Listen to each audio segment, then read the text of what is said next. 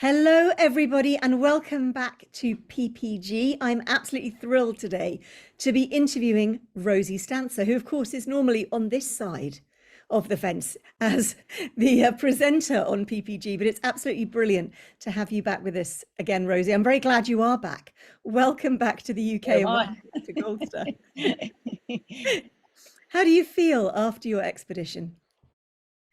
I feel great, actually. I was so invigorated by the jaw-dropping magnificence of the Sinai that whilst it is just fabulous to be back, turn on a tap and get running water, carpet under the tootsies and those scorpions lurking there.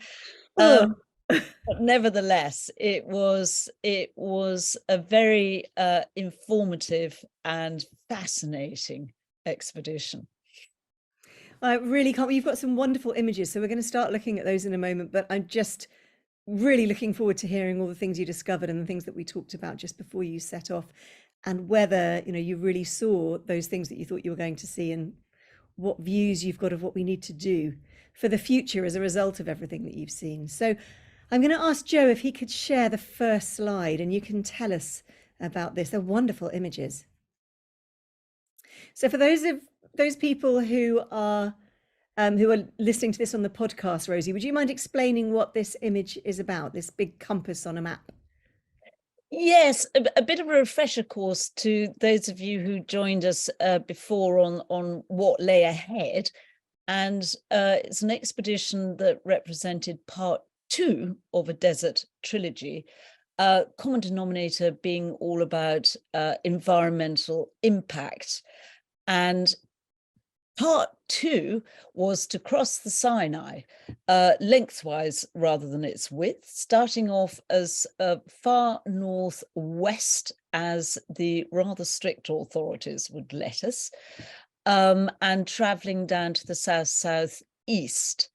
And this photograph of the good old times atlas shows most of the chunk of what we covered. We started a bit further north on the westerly side, where if you look, the left-hand piece of water is the Gulf of the Suez, and the shape of the Sinai Peninsula is triangular, and the top band is what the FCDO classify as red zone, which nobody's allowed into for security reasons, all tied in with terrorism, etc.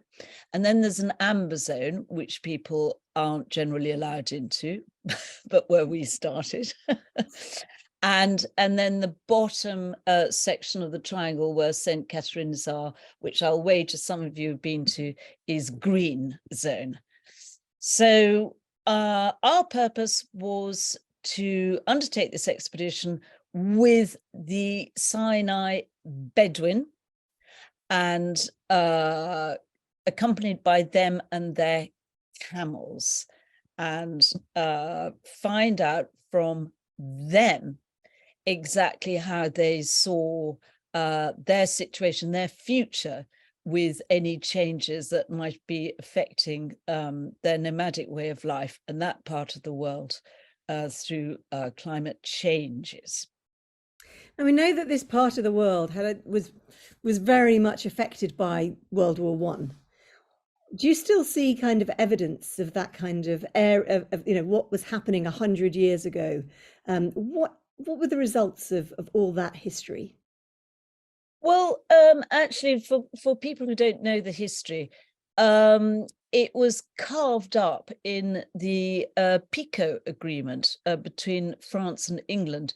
And Lawrence of Arabia, along actually with my grandfather, Sir Brigadier General Clayton, who was in charge of British intelligence out there, they combined forces to overthrow the Ottomans, the Turks. And in return for the Arab support in the Arab Revolt, as it was known as, they were going to have certain rights to certain territory. But unbeknownst to the Arabs, and also to Lawrence until the last moment, and indeed to my grandfather, the British government, I'm ashamed to say, did a bit of a sneaky and betrayed the whole lot by Wow. signing an agreement with the French, contrary to the wishes of the Arabs. So both Lawrence, T.E. Lawrence, my grandfather, and the Arabs, they all felt deeply betrayed by this. And does the resonance of that still kind of hang over this today? Do people ever make reference to it?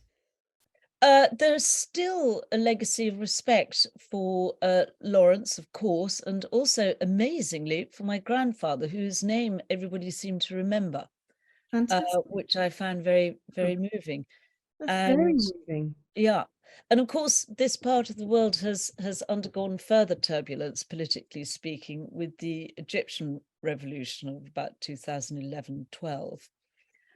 And that impacted the Bedouin as well. And as we traveled through the desert, we did see the residue of some of the little fortresses, and also we saw quite a lot of bullets in certain areas where they were trying to, defend the line, so to speak. Yeah. So it's had a turbulent history in that respect. Wow. I mean, it's just even just looking at the map and seeing that compass and thinking of what kind of history has happened in that part of the world, and to think that you were heading out there today. I just find it really fascinating to think that this expedition covered such extraordinary ground. Could we have the next slide, please, Joe?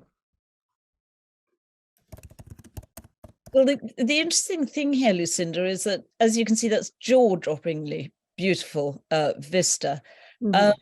And unlike times changing since the Arab Revolt and the Egyptian Revolution, the desert scape, of course, immediately strikes you as being utterly timeless. This could be at any time this picture was taken. Yeah. And you do actually, as you travel through it, there's a tremendous atmosphere, energy from the flanks of all these mountains and in the wadis, and you can feel this sort of sense of ancient history. So what was it like to get, I mean, I know before you left, there was a huge amount of stress of preparation. What did it feel like when you actually managed to start? Tremendous relief, because as some people, some of the members here will be aware, we had to reschedule the expedition because the military wouldn't give us the necessary permits to travel through various parts, particularly the Amber Zone of the peninsula. And I think that was all tied up with the coincidence of COP 20, gosh, Right. was it 27? I can't remember Yeah. now. So there was contending not just with the bit of disappointment of that, but the complexity of reworking and massaging the logistics back, getting permits all over again to travel in this part of the world, because we weren't doing the tourist zone and we weren't doing a tourist route.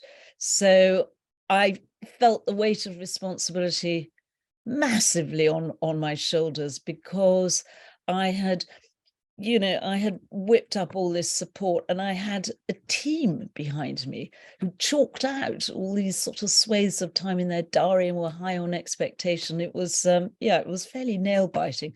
So once we got out there, and this is one of the first views at the starting point, well, I mean, I was transported with delight and relief, and then immediately faced with the next onslaught of issues and challenges of an expedition. So tell us what those challenges were. What was the challenge of the terrain, for example? The terrain was incredibly varied, and I think, from memory, because I haven't got my screen share up, I think we can see in the next few Oh, could slides you some go of on the to the next various. one? If you press the escape button, Rosie, you can see the chat more easily. Where is my escape button? Should be in your top left. I don't want to mess it up for everyone, so don't worry, we're On that next slide. timing. And this is so different. I mean, just to say to those listening, the last one was very mountainous, rocky terrain, and here we are looking at the classic kind of desert sandscape, which Yes. just looks amazing. But I can't imagine how hard that was to walk on. You got it, Lucinda, because actually, whilst the mountainous stuff looks a bit physically rigorous, this was actually hell to walk on because it was loose, sinking into sand. And no matter how you had prepped your boot wear, with sand gaiters, etc., sand got in, mashed up your feet. So there was plenty of this, particularly at the beginning, because we had to cross over at the starting point. We crossed over some alluvial sands, and then this sort of stuff before moving on and into the granite mountains. Before we get on to that, tell us a little bit about who was involved in this trip. I mean, who were you doing all of this with? I had a team, and actually further down the line, we've got a picture of them because it's my normal hardcore team of an ex-polar teammate, Pom Oliver, and she was deputy head of the expedition, and ex-para Lee Watts, who's in charge of comms and first aid. And we also took an artist, Arabella Dorman, who I've interviewed on PPG, because she was actually also a war artist. So I knew that she'd be made of the right grit. And tell us about the tribes, about the way that you traveled, the local guides that you used. Yes, the Bedouin were made up of 3 different tribes that we had to use because the peninsula is divided up into different tribal territories. So once you reach a border, one tribe is not allowed to cross over into the other tribe's zone. Neither are there camels. Oh, wow. So we had 3 different tribes. We had the Aligot, Jebeliah, and the Medzini, and they all completely different. And I think we've got a visual, Joe, of I think it's the Aligot.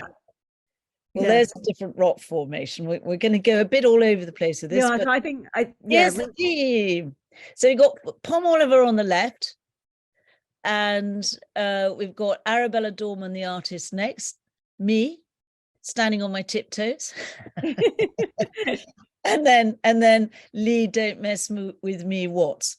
But it's interesting in the background as well. You can see that we're on the cusp of changing from those wretched sand dunes and moving towards the granite mountains. And was that a welcome relief when you got back to those granite mountains and thought, wow. Well, as we approached them, actually, we approached with a bit of apprehension, as you can understand. And I get vertigo, so I had secret apprehension about them. I was going to ask you that because a couple of slides ago, we saw a picture of you on what looked like a very precarious slope.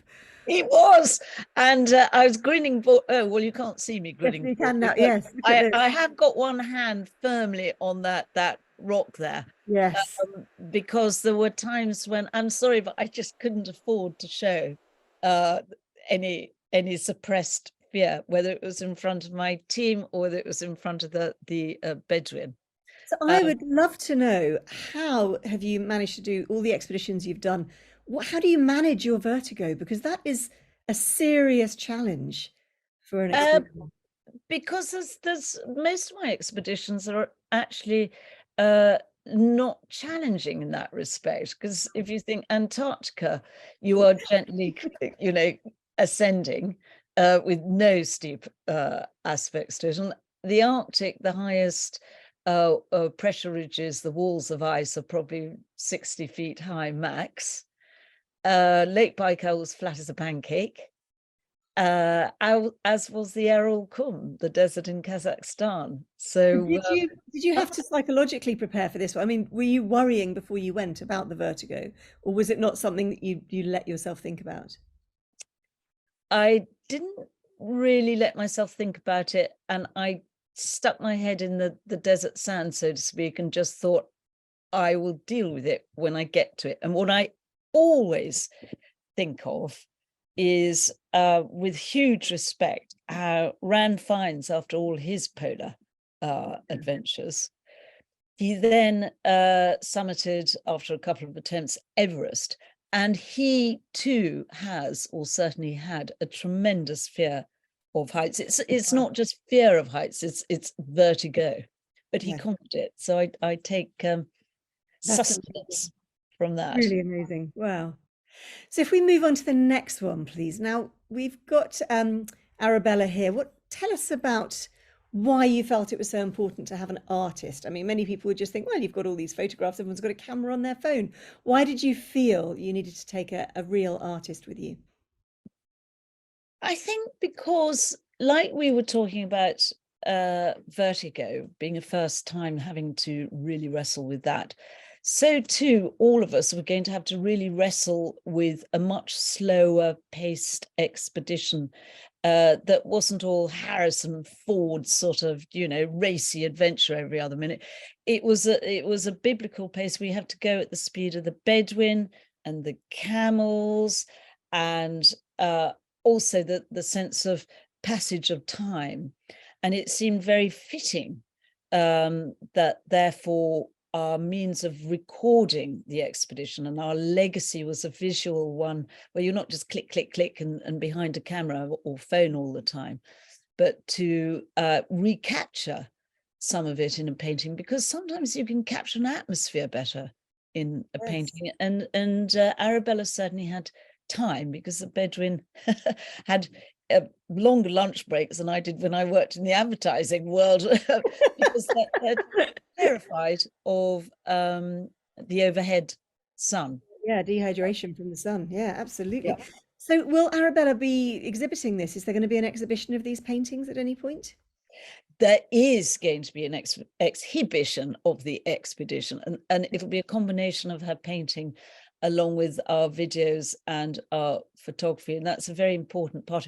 It won't happen until next year, because a lot of the work that an artist does in these sort of situations, whether it's on an expedition or whether it's, say previously in her war zones, you have to sketch as the flak flies above your head, Mm, and then you choose some of your sketches to put into bigger paintings. yeah.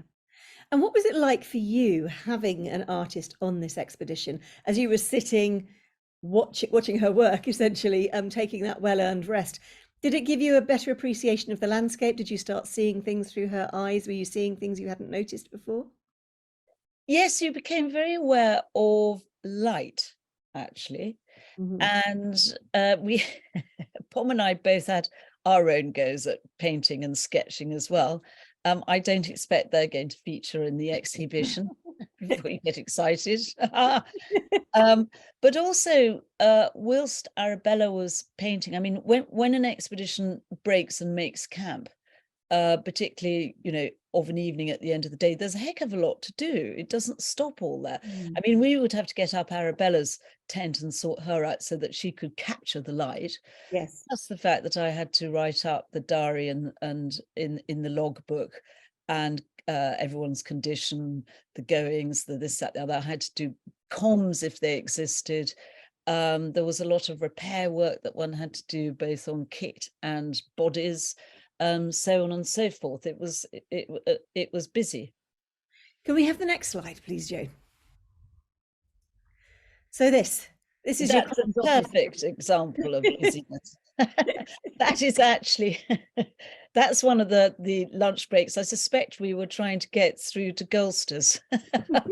It's the comms office. So Lee, being in charge of comms, is a wizard, and here he's setting things up. So he's trying to get a signal of satellites passing overhead. Wow. Looks pretty challenging, I think, for any of us who've just worked in offices with a tech department, tech support on the other end of the phone, and then you look at this and think that really is having to do it all yourself. Well, it's terribly important, because not just for sponsor and PR purposes, but actually for safety Of course. communications, because you've got to be able to make contact with somebody somehow if a crisis unfurls, and you have to know chain of command and what's going to happen next. In fact, going back to preps, that's a key thing, and I can show you here. Well, there was a thick wad of paperwork from Yeah. a methane report, which is basically about major incidents, escape routes, hazards, number of people injured, all the rest. Yeah. You have a procedure form. I don't know who can see this, but it's like a chain diagram of chain of command as to how you get people out of there. Emergency and evacuation planning, etc. Goes on and on and on. And everyone has little idiot sheets in the top of their rucksack. So should in a panic they get a mental fug, they can just whip them out and know what to do next. And you talk about the comms and the importance of being able to contact people, but I know that also you had to be really careful of your own security, didn't you? And we weren't able to contact you or know where you were en route for precisely that reason. What did that feel like? It was actually fine when we were out there. We were certainly aware that we were being observed from afar at certain times and in certain places, and I can explain why and when later. But we knew that actually each Bedouin tribe, once they took us on, so to speak, they felt responsible for us. Now, what was really interesting was that these Bedouin didn't seem to have any form of communication, but every now and then, one of their tribal mates who wasn't part of our party would suddenly appear one evening for dinner, or one or two of them. And I thought, how did they find out? Because we really were in the middle of nowhere most of the time. Can we have the next one, please, Joe? Okay, so what are we looking at here? Wow, this is a timeless scene, isn't it? It's timeless, and it's a wonderful leading down the valley between the granite mountains, and you move from the sandstone into the granite, and this gives you an idea of how we moved in the sense of the line of camels. The Bedouin generally didn't actually ride their camels. I think this fellow here must have been feeling a bit knackered, because it seems a bit tough on the camels, because the camels can only take about 100 kilos of weight, and they were really packed up heavily because we had a lot of water. There's only one that's being ridden, isn't there, as you say? Yeah. And then the others are packed with your belongings and with people walking alongside them. But it just looks as if you could encounter this at any moment in history, this kind of absolutely. And particularly with the fellow in front, not so much the guy on top with his his rather modern attire, that expedition people like us will give them our kit at the end. But the reason why they're in particular line formation at the moment and being led by one of the Bedouin is because we're coming up to quite a steep ascent, and the camels are so precious to each Bedouin that they don't want us fooling around with them. They want to make sure that they're safe on these particular parts, because they're not very nimble-footed, nimble-hoofed, I should say. Wow, that surprises me. I would have thought they were very nimble. Interesting. Well, we'll see a video later on of just how gauche they are. Can we move on to the next one, please? And here is my favorite tribe. This we decided were our favorite chaps, the Aligot, because they were the least refined. They were a real rabble, terribly noisy, huge amounts of rows going on the whole time, and then hugs, in that Arab style. They were ruffians, and great fun with it too. So tell us the kind of things that you learned from them. Well, they don't appear to wash unless one goes past the luxury of one of the more modern oases, in which case they will wash and then pray. But they clean themselves with sand, and they always seem to be remarkably, dare I say it, fragrant, so clean compared to us, and very very courteous. But you had to be sure to be courteous back as well. Mind your manners with them, a lot of respect. As it should be. Yes, as it should be. Yeah. But they were, I mean, as you can probably see from the camels, they're, for instance, their packing technique might have left something to be desired. And I've got a note here about the clothes that they wore. I mean, it sounds like the most sustainable way of living, just with wool from camels, sheep, and goats. That Yes, everything presumably is just that they can create themselves, or yes, they use every resource possible in terms of the sort of livestock they tend to keep. Cattle's really too expensive, so they keep obviously camels, but goats as well, and sometimes sheep. And it's largely the goats, their wool, that their clothes are generally made out of. And interestingly, I think that their hair is very clean as well, because they use a particular plant powdered down in a pestle mortar type affair. And it's called a cider, Sidyr, which is also known as the crown of Christ, because it's got very sharp thorns, and it's got amazing properties to it. You can powder it as a shampoo, and it's also really good for dandruff, apparently. itchy scalp. It's an antiseptic. It can be used on wounds. It's it's powerful plant. did you manage to bring any back with you, or is it one of those things that's restricted for taking around? Restricted. Yeah, Yeah, you're not going to be like making our technology. Yeah. So let's move on to the next one, and let's talk about the challenges of being in a team. Tell us who this is. Amazingly, that's me. Was you? I didn't think that was you. Oh my goodness, you look completely different. Well, hair Got back. the hair tied back. We lost a tremendous amount of weight. Sorry about this. Which is interesting, because I think it was the heat actually burns up an awful lot of energy. You think cold does, but heat does too, because of course your body's having to work hard at keeping you cool.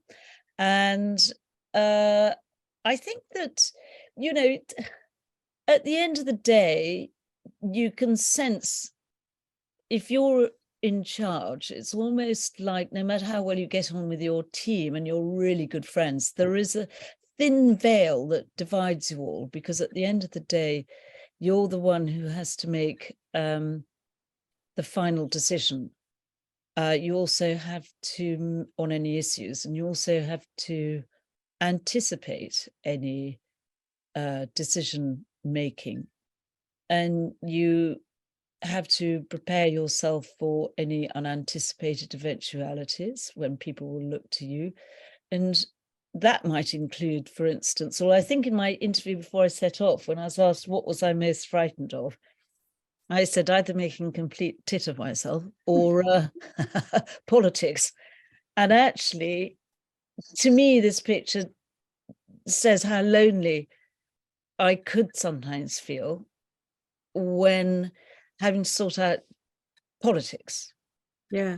Right. And Politics between the team, politics between the team and the Bedouin, or what was that? What were the main things you were worrying about? The main things I worried about was we had supposedly a Bedouin coordinator. Because of all the crossovers with the tribes, etc., etc., we did need somebody who had a basic grasp of the languages and the dialects. But Yeah. he was Egyptian, so there was frightful skirmishes between him and the Bedouin, which led to all sorts of other complications, which then upset the team. So then I had to deal with the different feelings that the team had about all of this. Whether it was from timing, route taking, this, that, the other, etc. And I think that sort of situation, just some people might relish it, but I felt it was my biggest challenge, actually. And how was it more stressful thinking about it before you went away, or actually being there? did the challenges that you thought might happen all arise, or were there things that you thought, oh, I over prepared for this? Well, actually, I anticipated that the toughest bit might be the any politics, but I had thought that perhaps the politics might be, and I'm going to be entirely honest here, might be with one new team member, the artist Arabella, and I think that she too was worried because she was coming in to join, you know, a hardcore of people who are already experienced together. Yes. But actually, it wasn't the case at all. She was a brilliant team member who immediately and seamlessly joined in very well, fitted in. But it was more the different feelings that the politics between the Bedouin and the Egyptian man evoked. And so when you were preparing this, were you making sure that everybody was, were you all having to do kind of exercise routines together? Because I presume you don't all live close enough that you could all get your fitness up together. I mean, I was thinking about Arabella coming in to a team who've already done expeditions. That to me seems extremely intimidating. How did you make sure that she was going to be physically fit as well as mentally fit for it? Well, we all shared the same expedition trainer, which was Lee. So that helped. So we all came in from different directions at different times to him. But the only times we could really all get together were for a few sort of key summit meetings at various preparatory stages. But also, I think that when you've been on expeditions that are of life-threatening nature, the polar ones, for instance, you actually you become quite a keen judge of people, in the sense that, I suppose, like an animal, if you know you're going to have to entrust your life in their hands, then you know it does awaken an extra sense, as it were, and you can read people quite well. And I knew that Arabella would be made of the right stuff. Yeah. Thank you. Can we have the next one, please, Joan? So what are you doing here? This is almost like a Vogue shot, I have to say, Rosie. You're looking completely glamorous here in the middle of a desert in your flip-flops. I mean, I don't know how you've done this here, but you're looking extremely intense and intently at something. What is it that you're doing at this precise moment? Well, I'm sitting there in my flip-flops because it's during the high noon break. So I knew I'd have 2 hours. And I was actually concentrating on the next section of the route and sitting, I might add, dangerously close to a plant because the scorpions and snakes lurk around those rocks and plants. But I was so absorbed. That was me and my foolishness wondering why you weren't sitting under the shade of the tree. And there's a very good reason for that. That's a very good reason. I mean, we did pick some of the wonderful acacia, larger trees to sit under during the long breaks if there wasn't any other shade. But one did actually have a good check beforehand. And also, same as when you were breaking camp, you would have to be very careful to check under tents and sleeping mattresses or whatever it was that whatever your night style was, to check that there wasn't anything that had crawled underneath for a bit of warmth. And you've mentioned scorpions twice. They are a real danger there, are they? Yeah, they are. I think that the real dangers out there are, well, obviously heat related problems and dehydration, sunstroke, etc. But snakes, scorpions, and flooding too. Listen, everyone forgets more people are killed on the Sinai and in the desert by floods than anything else, because they sweep, if there's rain precipitation, the water sweeps at huge rates through the narrow wadis. Wow. If you're in a narrow wadi with those sort of flanks of mountains you've already seen either side, you can't get out. Yeah. Can we move on to the next one, please, Jo? Aha. What is this graffiti? I'm assuming this wasn't something that your team left behind. So tell us about it. No, it's Nabatean graffiti. I mean, extraordinary to see that something lasts so long. And the Nabateans were kicking around from as early as the 6th century BC, Gosh. 1st century, 2nd century, etc., until they were sort of annexed inevitably by the Romans. Yeah. But one of the amusing things I saw, I haven't got a picture of it with me, alas, but I have got a picture somewhere of Nebatean graffiti with modern graffiti over it. And I thought, well, I can't be critical of the modern stuff, because in centuries to come, hopefully, if the planet's still here, people will be going, oh my goodness, look at that ancient spray graffiti. Oh wow, that's really, really poignant thought. Can we have the next one, please, Jo? So Oh this yes, looks this like is, well, one of those sculptures that people do when they, go off to the Isle of Skye or whatever, and they put all rocks together. What is this? it does, but this is with purpose and helped me in navigating, because although we were being led as well by the Bedouin, who knew, I have to say, they knew their ancient paths, even though they hadn't been on them in many instances, because their Right. generation hadn't. But they were following signs like this, and this is actually a signpost. Brilliant. And you'd see them every now and then saying, come this way or go that way, And would you get to understand them, to spot them and know what they were indicating? Yeah, you did. It's like looking for mushrooms. You can suddenly, you don't see any at first for ages, and then suddenly you see them all over the place. And sometimes, if they've been sort of fairly well knocked down or over by winds or sandstorms or whatever, we would put some stones back on top. Could we have the next slide, please? So, wow, you haven't actually got a camel on your back here. I haven't got a camel on my back. It does look a bit like it. I do actually have a rucksack on my back, which you might wonder what's in it, and I'll tell you in a minute. But also because leading a camel and always walking in front of the camel. I loved the feeling of empathy that you developed when you got to know your camels, and maybe you got to know one in particular. They were lovely. People are very cynical and scathing about camels, but I found them very intelligent. And okay, they could be grumpy, particularly first thing in the morning, but then so am I.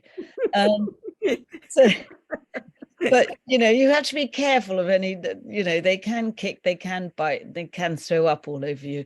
But I still, and everyone still wore their rucksacks, despite the camels taking obviously the heavy loads, because stuff happens. And if you come separated, for instance, from the caravan, you need water, you need some sort of emergency comms. Tethered to my rucksack here, you can't quite see, there's a whistle, there's a compass, and there's obviously water, and a few emergency rations. Wow, yeah, that's very, very important. Can we have the next one, please? No, I couldn't resist this, because this is obviously the aligot packing. And this camel looked like Dumbo. A mattress that looks like kind of slung across the top of a camel. I felt so sorry for the camel. I mean, going through narrow waters with that, wow. like Dumbo the elephant. Did the camel mind, do you think, or did it just take it in its stride? Maybe it was used to it. Well, they find it when you see how they have to get up, because when you load them, they have to be down on the ground. So the Bedouin will tease them down onto the ground with the instruction, and they make this noise to get the camel to sink down. And so the camel goes down on its forelegs and then the back legs, and it's all rather sort of ungainly. Yeah. And then loading them up, of course, they've got to get up that same way. And it's that they find it very difficult until they're up, and then they're fine. But those weights they were bearing, they were easily nudging 100 kilos, I think. Gosh. But Wow. the nice thing also noticed about the Sinai Bedouin, and it's absolutely not the case with all different Bedouins across the Middle East, is that they didn't have pegs through their noses. Which, for instance, I remember in Oman on that expedition. They used the lead rein, as it Wow. were. The rope is attached to a long peg that's put through the nose of the poor creature. Sounds horrible. Like when you used to see pigs with rings. Yes. Yeah. Yeah. It's unnecessary. Yeah, I agree. Yeah. We've got a question here. What did the camels eat? Ah, well, thank you. That's a really interesting question, because when one was leading the camels, the Bedouin owner wouldn't let you far out of his sight, I can assure you. He'd normally be alongside you or something, which is quite nice because you'd try and communicate. But I never understood why sometimes if my camel stopped and dropped its head to eat some bush, the accompanying Bedouin would get very upset and urge me to urge the camel. And other times he would say, tick me off for trying to move the camel along. And that's because, and I think, Joe, further on, there are some more slides of it. I don't know if it's next. Yeah, we've got a couple of slides to go before then, but yeah. So this one here, what are we looking at here? And we'll get back to the camels, what they eat. So this is a very precarious path. Well, this is it. And this is why I was commenting on the style of packing, which already seems to have partially collapsed on this one. It does. And seems very lopsided. Where you can see the Bedouin urging the camel around the corner, and the photograph taken from behind, because you never want to be in front of them when they were. You can't see the angle here, but it was actually quite relatively steep, and the camels do sometimes slip and fall, and you don't want to be anywhere near them when that happens. I think we've got a video next. Oh no, it's not quite next, but actually, I tell you what, if we can rewind conversationally and go back to the food, what the camels. This is the food one. Okay. This is a food one, because we didn't carry any grain whatsoever for the camels. They all existed of scrub and plants. And you see here, the rather suave Bedouin, who I think is Jebeliah, was letting the camel have a good old nose bag, because this tree was either good for, and they'd point, good for the camel's digestion and stomach, or sometimes some of the really nasty looking thorny stuff, probably like the crown of thorns, was really good for cleaning their teeth. So that, there were all sorts of different reasons why they let them stop at these plants, and they're very reverent towards all their flora and plants, because towards the end of the day, you'd see them beginning to gather some scrub to make the fire, but it would only ever be dead wood and scrub. You never, ever, ever should pick live plants in the desert with the Bedouin. And is this something that the Bedouin have noticed? Unless it's for medicine or something. Yeah. Is this something, because I know that a large part of this was about the environment and the problems with climate change. Is this something that the Bedouin have noticed a difference in the quality of the plants that they're living amongst? No, they haven't, which is a good thing. They've noticed that the summers, the hotter periods, I should call them, are hotter, and the colder periods are colder. And we will come on to it, but the only real difference that they've observed has been in the water supplies, right? In the water levels. Pretty crucial. Pretty crucial. They're not frightened by it yet, but they can see that they're having to get a little bit more resourceful about it. Right. And in winters they'll stay closer to their water supplies. But change their lifestyle quite a lot then, if they're having to really change their pattern of where they're going to be. Well, yes, but there's also a bit of a political issue with some of the water diversions and the irrigation, and we're going to come to that as well. Yeah. I think we've got the video next.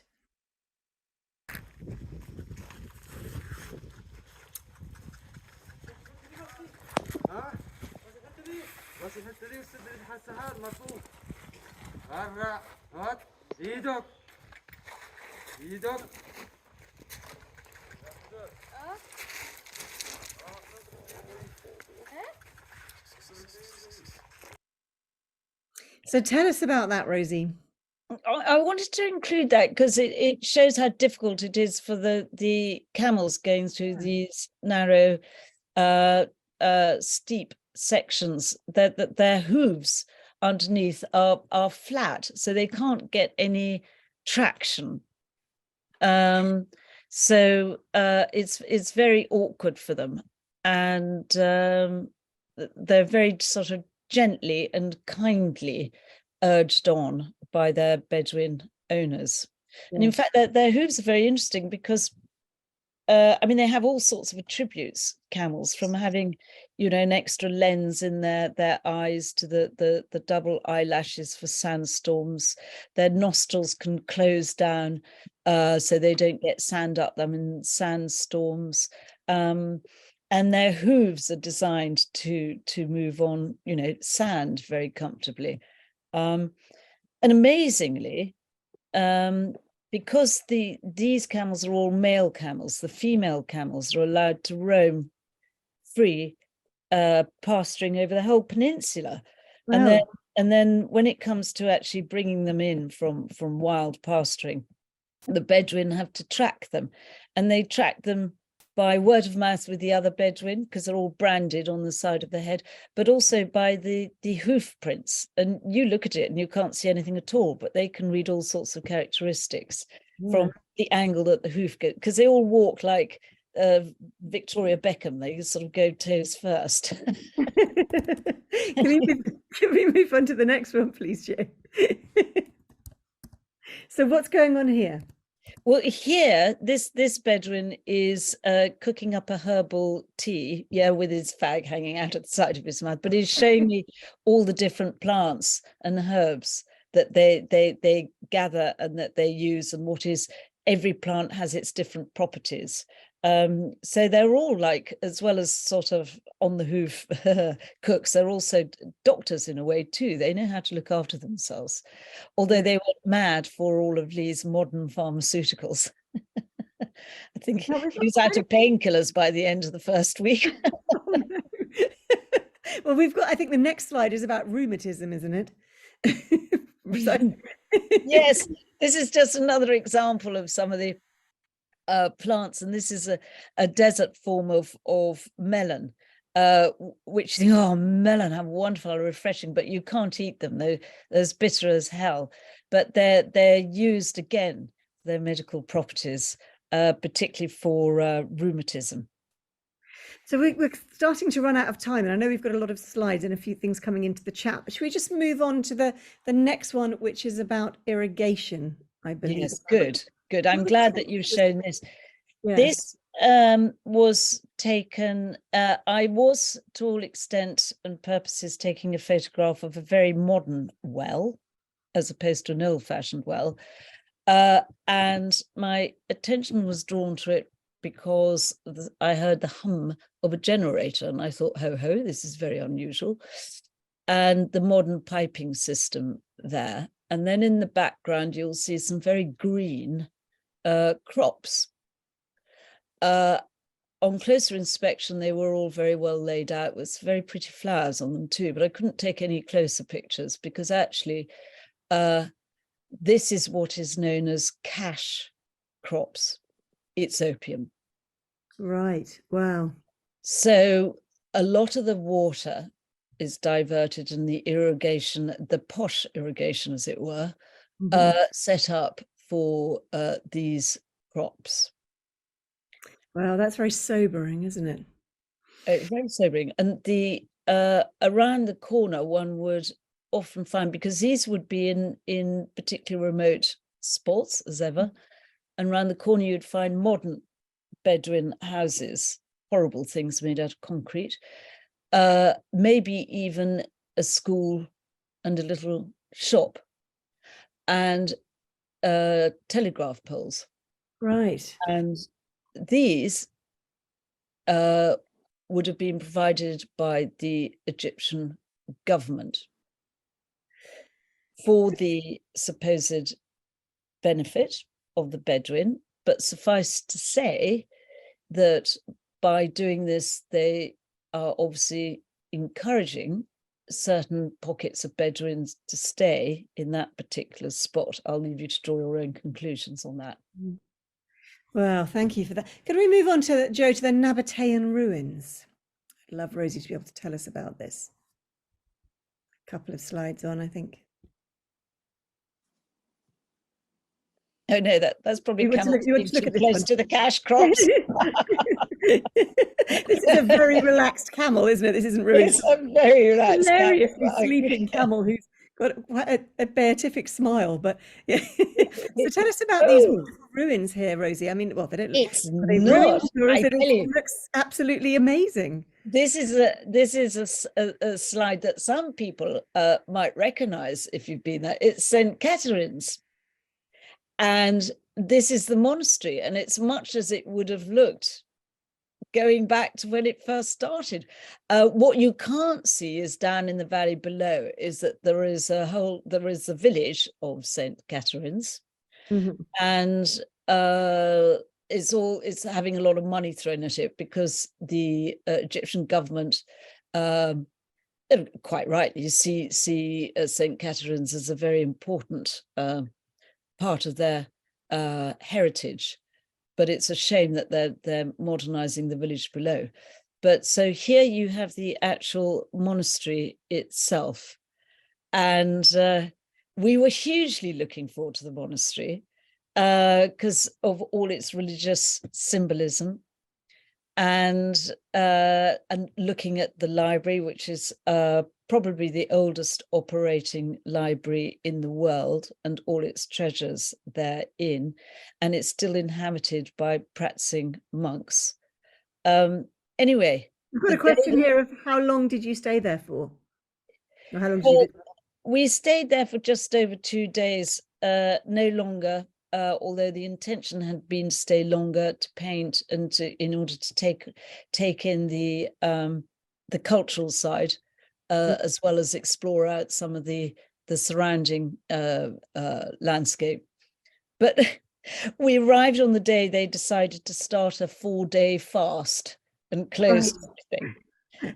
We were allowed briefly into the museum section, so we did see some incredible icons that went right back to the 1st century, and we also some mounted crosses and carvings, and then we were only allowed 20 minutes in the museum, and that was it.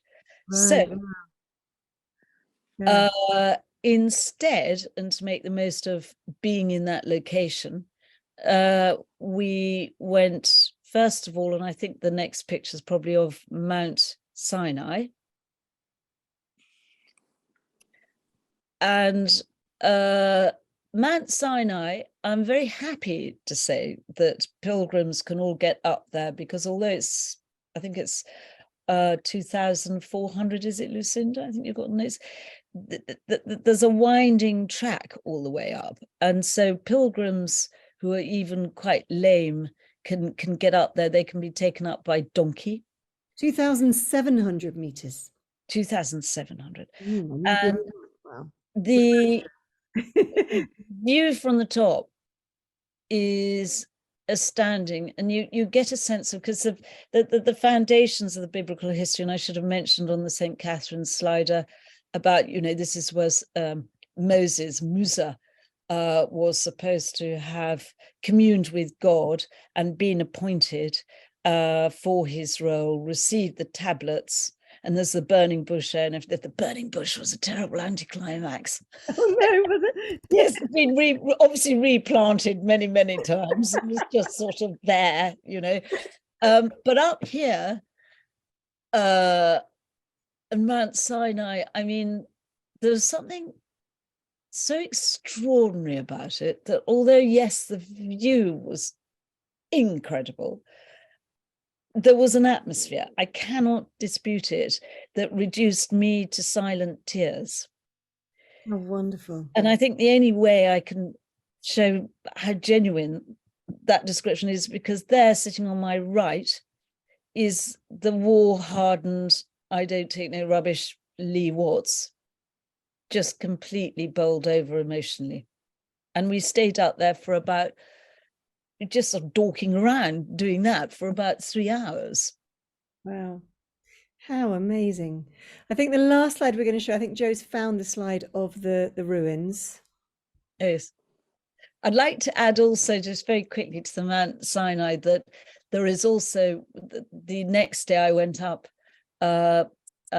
St. Catherine's Mount, which is very different. It's much higher, Right. and it's a tougher climb. And there was a Russian hermit up there who goes there every year for 40 days, fasting, and only accepts water.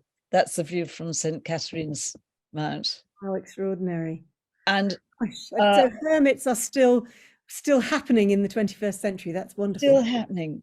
So I went past and I thought, gosh, if I was him, because I tried very hard to get very quietly and not disturbing. I thought if I was him, I'd be really hacked off that somebody had come all that way. There he was on his own, you know, first day or whatever it was, and somebody in shoes. But he gave me the most beatific smile, and he looked like God, actually. He had long white hair and huge blue eyes. And I said, water? Can I give him water? And he was fine, you know. But I'm so glad, and I'm sorry I butted in and said we must include this, because something rather remarkable for me happened up at St. Caterina's, looking at this view and all about, because it's 360 degrees and down upon Mount Sinai. And suddenly I heard the desert. I don't know how to put it into words. It's a deeper, it's something in the silence. It's rather like if you look at a canvas of just an ice scape or desert scape and it doesn't look like anything, and then you look and you look and you see more and more, and you listen and you listen, and you suddenly heard the voice of the Sinai up there. How beautiful. Well, I think we've got lots of questions, and I'm afraid we've run out of time, everybody, but thank you so much.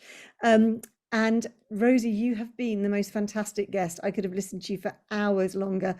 Gorgeous images. Thank you so much for sharing it with us. We're very grateful to have you back safely. And I know you're planning something else, but you're not allowed to talk about it, are you? No, it's under wraps for the time being, but I promise, hand on heart, that I shall let you all know the breaking news as soon as I'm allowed to, because we're in negotiations with permits and sponsors and things like that. So that is going to be a very long one. But in the meantime, before that gets rolling, I'd like to say a special thank you for all of you for being there with me. A lot of you have been following the story, and for PPG and Goldsters, because, you know, if it wasn't for people like you and your support and the knowledge that support is there and you're being followed, these sort of things just wouldn't happen. We're very grateful to have you on board with Goldster. So thank you, Rosie. Take care, everybody. See you all soon. I hope I'll see you on Thursday and Friday. Book of the month. Don't forget. Away with the penguins. We're going to a completely different part of the world with that one. Rosie, right sort of thing. It is. You should read it. It's a fabulous book. It's really fun. It's so good to have you back, and we will see you all soon. Take care, everybody. Sorry, we've overrun by a minute, Joe. Take care, everybody, and I will see you on Thursday and Friday. Go and get a rest, Rosie. Thank you, everyone. Have a sleep. Oh, I can leave you with a quote for those who are still there. Appreciate and treat with respect your water, because we're running out of it. And in every drop of water, as the Bedouins say, there's a grain of gold. Thank you. Perfect.